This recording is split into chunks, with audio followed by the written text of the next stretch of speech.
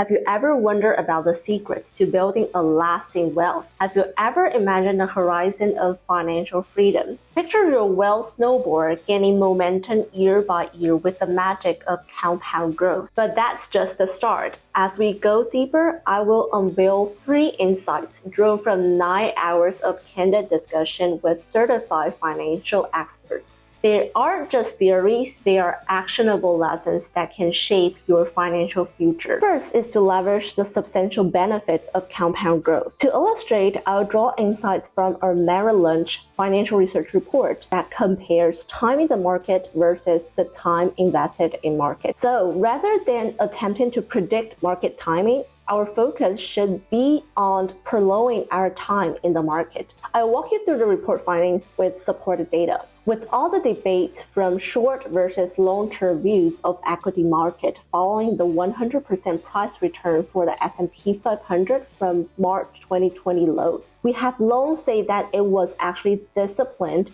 in portfolio construction that got us through the pandemic-led crisis of 2020, not market timing. In the chart, we look at the S&P 500 total return basis back to 1990s. We find that missing the 50 best days would have met an annual rate of return of only 1.5% instead of 9.8% if you stay invested through all the ups and downs of the market. Also, there is another reason for this dramatic difference in investment outcomes. Similarly, the best days in the market have often followed by the worst, and recent history has no exception.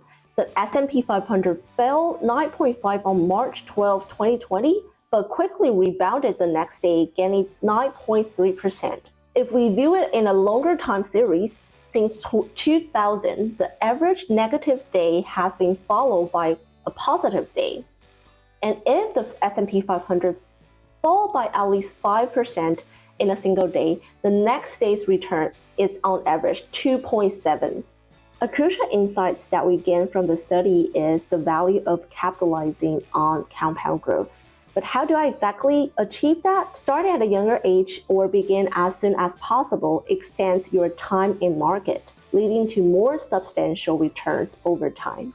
Lesson 2, that is to leverage the power of equity investment. That is, we want to talk about the significance of your first home purchase. Thinking of instead of throwing money into rent, you can channel it through building equity. With each monthly mortgage payment, you are constructing your financial future. So you might be wondering, how can I afford the mortgage if it's higher than the rent? Here's the game changer. So government programs like FHA actually allows a minimum of 3.5% only for your down payment to kickstart your journey. Plus, there's tons of ways that you can negotiate mortgage interest rate. Keep in mind there will be a dedicated video on these tips coming soon. But the real message here is once you have embraced the concept of equity investment, you are actually already halfway to success. Action is the next step, and trust me, there are numerous ways to tackle any problems, questions, or concerns that might pop up along the way. So, how do I persuade myself into equity investment? If you still don't have a saving plan yet, think of mortgage as a form to force you to save more money. And if you do have one, this disciplined saving plan over time as the property values appreciate. This is paving the way for a potential cash out refinancing or selling for financial boost and cash out. These are all the exit options that you could gain your wealth on. Second is to think about bank saving versus inflation. While keeping money in the bank will lose value because of inflation, real estate value usually increase. So here's the call to action for you. Start your real estate journey as early as possible. It's okay to take baby steps. Just start an action.